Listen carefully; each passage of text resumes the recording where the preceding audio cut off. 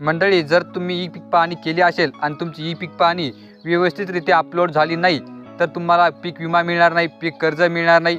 त्यामुळे तुमची ई पीक पाहणी करून देखील व्यवस्थितरित्या अपलोड झाली आहे की नाही हे कसं चेक करायचं, त्या गावची यादी तुमच्या मोबाईलवर कशी चेक करायची या संदर्भात आपला आजचा व्हिडिओ होणार आहे। जर तुम्ही हा व्हिडिओ शेवटपर्यंत पाहिला तर तुम्ही घरी बसल्या तुमच्या गावातील सर्व व्यक्तींची यादी पाहू शकता। त्यामुळे तुमचे नाव आहे की नाही, तुमची ई पीक पाहणी अपलोड झाली आहे की नाही हे देखील तुम्ही घरी बसल्या चेक करू शकणार आहात। तर कसं चेक कराल, तर सर्वात प्रथम तुम्हाला ई पीक पाहणी हे ॲप घ्यावं लागेल। ई पीक पाहणी हे ॲप आपण आपल्या टेलिग्राम चॅनलवरती दिलेलं आहे, लिंक आपण आपल्या डिस्क्रिप्शन बॉक्समध्ये देत आहोत, तिथून तुम्ही देखील डाउनलोड करू शकतात।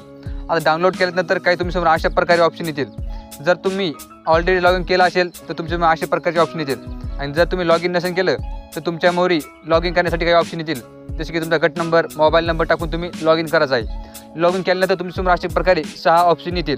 ऑप्शन आल्यानंतर तुम्ही पाहू शकता की सर्वात शेवटचं नाव आहे गावाचे खातेदारांची पीक पाहणी, याच्यावरती आपल्याला क्लिक करायचं आहे।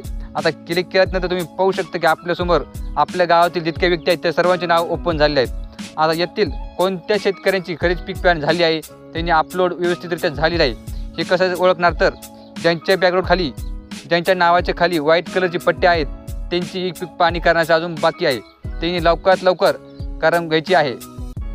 आता ज्या शेतकऱ्यांची ही पीक पाहणी व्यवस्थित झालेली आहे त्यांच्या मोरी बॅकग्राऊंडमध्ये त्यांचं नाव आलेलं आहे, त्याच्यासमोर एक डोळ्याचं ऑप्शन आहे, त्याच्यावर जर क्लिक केलं तर तुम्ही त्या शेतकऱ्यांची कोणती पिकांची ई पीक पाहणी झालेली आहे ते दाखवू शकतो। क्षेत्र झालेलं आहे, गट क्रमांक दाखवत आहे, तसेच हंगाम दाखवत आहे, आणि त्यांनी लागवडीचा दिनांक देखील दाखवत आहे, आणि कधी केलेला आहे, कोणत्या तारखेला ई पीक पाहणी केलेली आहे ते देखील तुम्हाला इथं पाहायला मिळत आहे।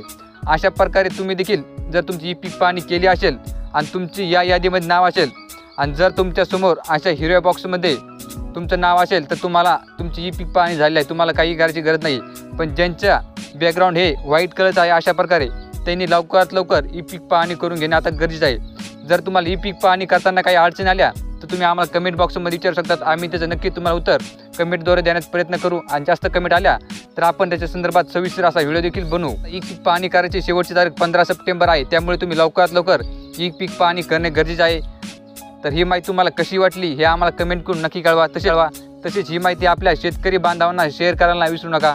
या योजनेसंदर्भातच्या आणि सरकारी योजनेसंदर्भातच्या नवनवीन अपडेट माहिती व्हिडिओ पाहण्यासाठी आपलं यूट्यूब चॅनल सबस्क्राईब करायला विसरू नका।